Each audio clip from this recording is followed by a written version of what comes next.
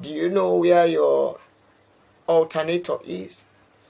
If you don't know all these things, you are going to have a problem. What size of tire do you use? What's the size of your rim? What's the size of your wheel? Or do you just go to the market and find any wheel, any tire?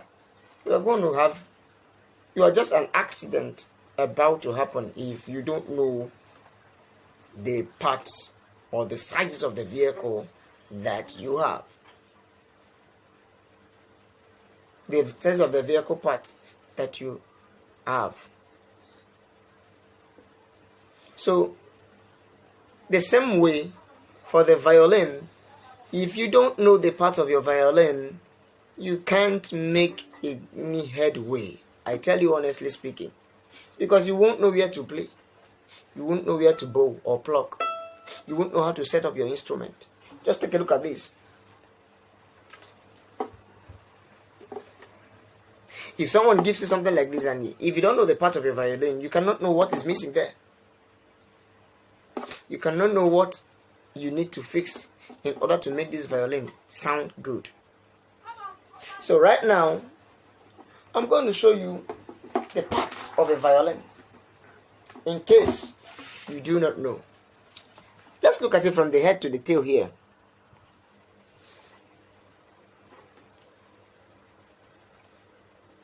Now, let's take a look at it. Sometimes I say that the violin is likened to a human being.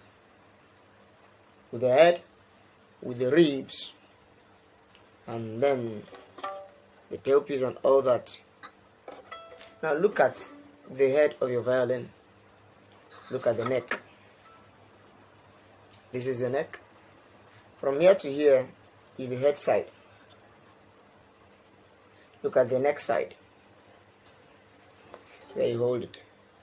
Just imagine holding a baby by the neck like this. Good. Look at the neck side. Look at the screw. Look at the peg. Look at the strings. Look at the fingerboard. Look at the bridge. Look at the tuning fine adjustment pins, fine tuners. Look at the tailpiece.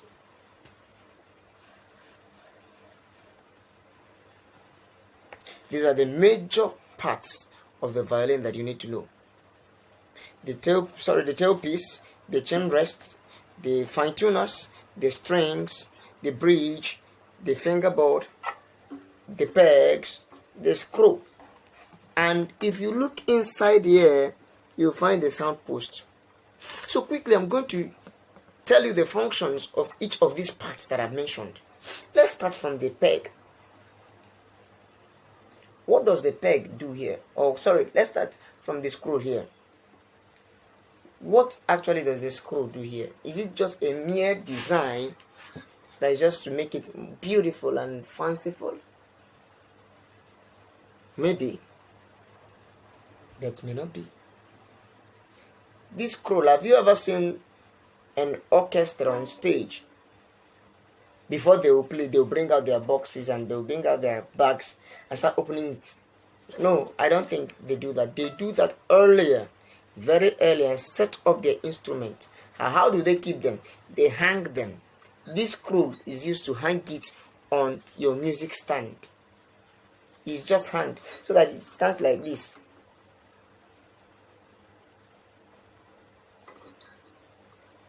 If you open up your music stand, you hang it, and after tuning it and preparing for it, you hang it like this. So when you will be called up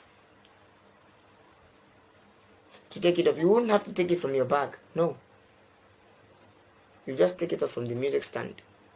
It's assumed it's well tuned. And you do what? Play. So the screw. And this head region contains what I call, look at the peg regions. What do these pegs do? When you look at the peg, look at the strings. The strings are attached to the peg. So on this end, the peg holds the string. That's number one. Number two, the peg tunes the strings, because it is the tuning of the string that will give you the note that you need to hear. If you bring it down, watch me, watch me, watch me. Look at, hear this sound.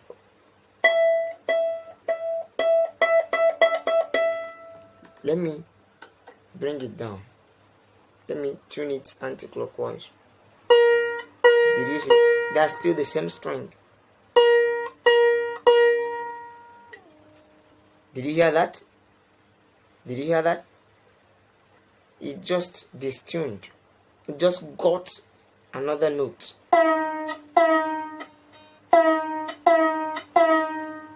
So the peg does a very wonderful function of what? Number one, holding the strings. Number two, tensioning the strings. Number three, tuning the strings. And the pegs are usually 4, although there are some that are 5 for 5 strings violin. But the more popular is 4-string violin. I hope I am making some sense here. If I'm making some sense here, just give me an emoji, a happy emoji down at the footnote there. So let's come down. These are the pegs. There are 4. For my own here, there are 4. And then look at these. Look at the fingerboard. What does the fingerboard do? Is the fingerboard just for fancy? No.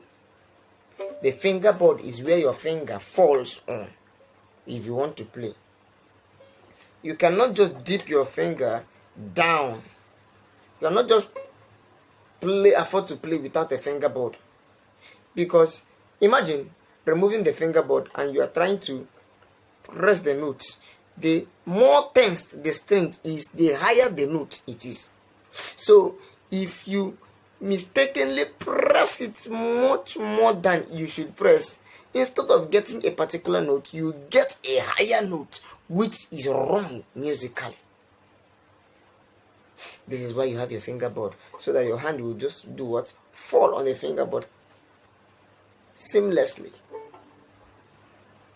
Do you understand me? So the fingerboard is very, very necessary, and it's usually ebony black. That's for design, the color. But apart from design, I don't think the blackness is for any other thing. But then what matters is the wood. Now let's come to this point, the bridge. Or while we've talked about the peg, let's run down. The string runs down. The string is that which makes the note. Any violin without string is just a percussion instrument, because there's nothing you're going to play. The string is a live wire. If you remove the string, you can't play the note. You can't produce any notes, and then the violin is redundant and useless. So this is why the strings are very, very important. They play the notes that you hear and enjoy in music. And we have 4 strings here: G, D, A, E. I will still come back to this. So from there, the strings run down across a bridge. What does the bridge do? A big question. Number one, the bridge helps to tension the string so as to make good notes. A string that is slack will always make slack notes, but a string that is tensed make good notes. That's number one. Tensioning the strings, helping to tension it in the middle, The peg tension sits at the head. The bridge tension sits at the middle. And another function of the bridge here is to bring down the sound, the vibrations of the strings from here down to the what? Sound box. I will talk about this sound box later. Down to the what? Sound box.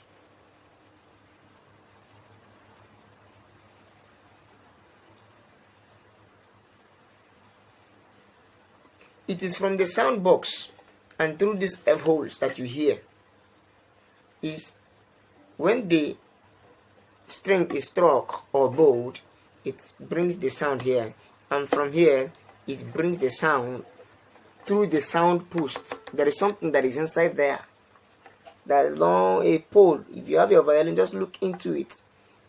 There is a pole, small slender pole hanging there, that when it bounces back, it comes out from this F hole and comes to the ear of the audience. So two things here: the bridge tensions the strings and also brings down the sound from here down to the floor, to the back plate of the violin, and then from the it bounces back and comes out from the front plate through the F hole. Through the what? F hole. Am I right?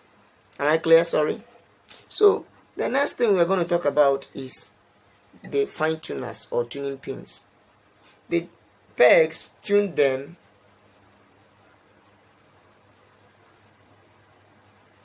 by a pattern of tones and semitones, while these tuning pins tune the strings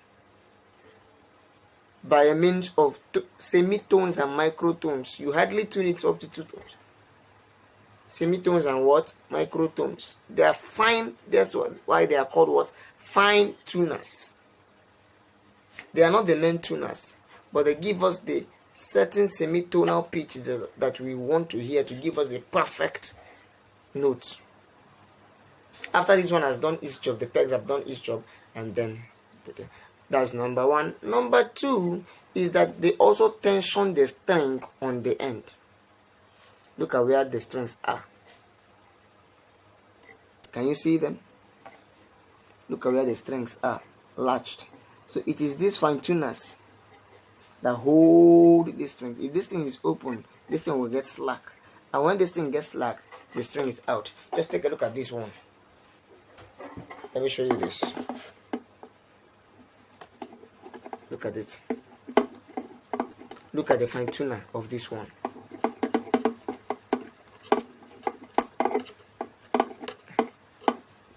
Look at it. The string is out because the fine tuner is what? Not tuned very well. You understand me? So that's it. So there are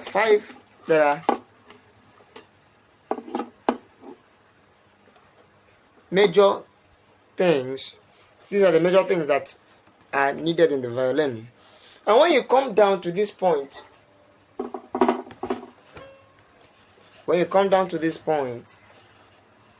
we have what we call the chain rest and the tailpiece.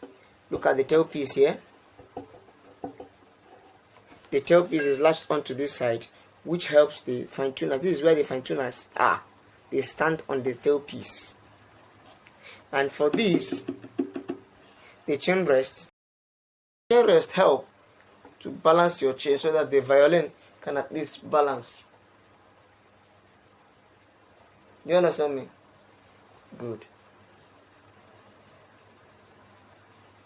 So that they can do what? At least do what? Balance on under your chin or under your jaw. Without this chain rest, you are going to find it hard to balance because this violin body is what? Slippery. So you cannot fix your chain very well. This is what does what? Fixes your chain for you. Take a look at the violin again.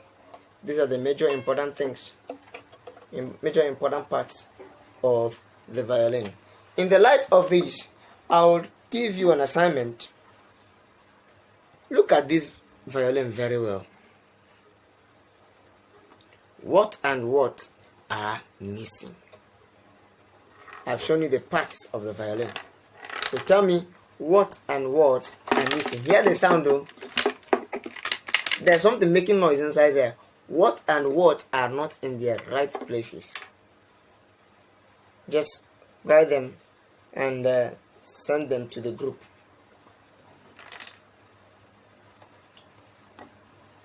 Thank you very much. Let's get to the bow.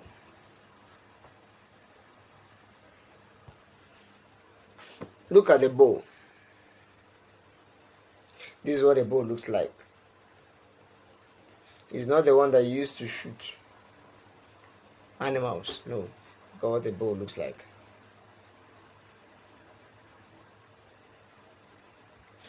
Now, this bow is made up of different parts. Let me loosen the bow.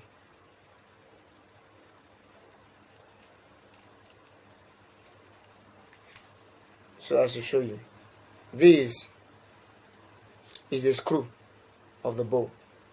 It holds the hair. And this is the screw. This is what? The frog. This is the frog. These are the hairs of the bow. And this is the stick. This long stem is the stick. This is the frog. These are the hairs of the bow. And this is the screw.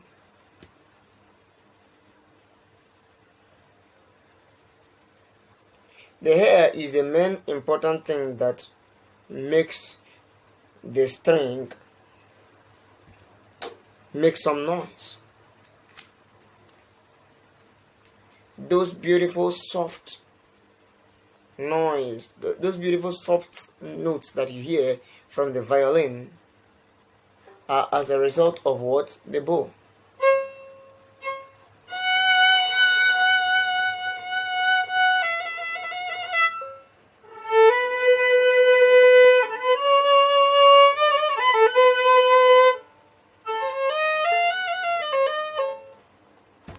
So, look at this bow. That's what they call a rosin. Rosin is what you use to do what? Make the bow have some friction so that it can easily make some notes. You can easily deliver notes from these strings. If there is no rosin on this bow, it's just going to be what? Without friction. And it's not going to make any noise. It's not going to make any sound. Sorry. Not noise. Sound. And when it does not make any sound, what's the use of the violin? So, the bow, the hair of the bow is tension from the stick here, the bowing stick, to the frog. The frog holds it on one end, and the frog is held by a stick also, and then the stick itself holds it on the other end. Now I want to give you some caution. Don't apply oil on this hair. Oil reduces friction. Momana karao. Momanoji. Let me use my vernacular language. Whether palm oil, groundnut oil, engine oil, hair oil, olive oil, anointing oil, please don't anoint this bow. If not, you are going to you are going to kill the friction. Shea butter, don't apply it. I have experienced this. These are experiences I've had, and then that I'm teaching you from my wealth of experience. When you are done eating, please wash your hand very well with soap before touching this bowl. Even your body cream, don't allow it to touch directly on this. Please. This bowl is highly sensitive. Thank you very much. Now, I said I would come back to this, the strings of the violin. So get ready, tighten your seatbelt. We are moving further. This is the string of the violin. If you put the violin this way, in front of you, with the string facing the audience, look at what it looks like. Look at, we have 4 strings. G, we call them string G, string D, string A, string E. Why do we call them G, D, A, E? Why? From the right, G, D, A, E. From the left is E, A, D, G. So we are counting from the left. This is the first string. This is the second string. This is the third string. This is the fourth. So when your string pack comes in a pack, I will show you that later. I will snap it and show you. Your string comes in a pack. Okay, I think I have one here. Your string comes in a pack, and there are usually 4. There are usually 4. Look at it. This is a violin string, King Lion violin string. Look at the 4th. This 4th is G. The 3rd is D. The 2nd is A, and the 1st is E. Look at the 1st is E, A, D, G. You don't fix E where you need to fix G, because E and A are the most that usually cut. So you have to be careful. How do you know them? By feeling. G is the thickest and E is the thinnest. I may not spend time to tell you what materials each of them is made of, so you can go and browse that yourself. G, D, A, E. Now, they have color codes. Usually, the G string is black.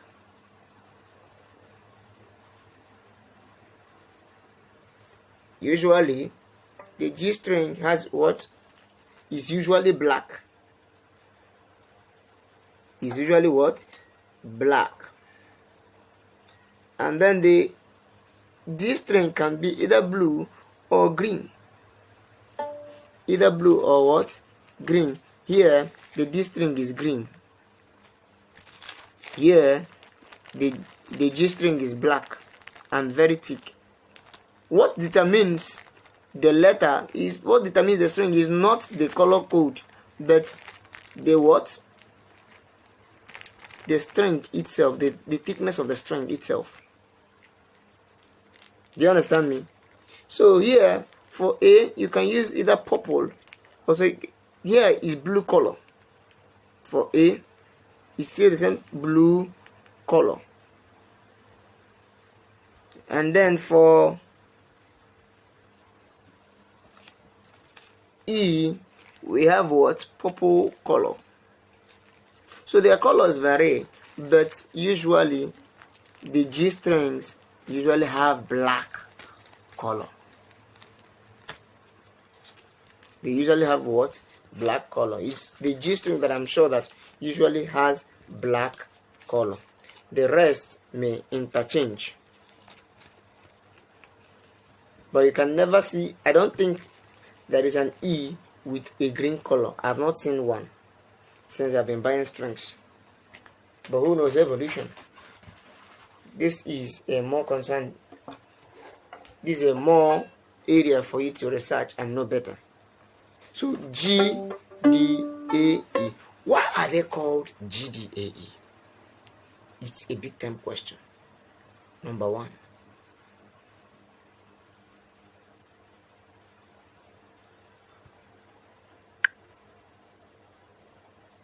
Why are they called G, D, A, E? It's a big time question. Number one. Music is lettered A, B, C, D, E, F, G. And this G is not just a letter for title. It is a letter. It shows that when you play it, it gives us the sound of G. If it is tuned very well, it gives us the sound of G. If you play A, if A is tuned very well, it gives us the sound of A. I will talk about that in our next class or in subsequent class. If you play D, it gives you a sound of D.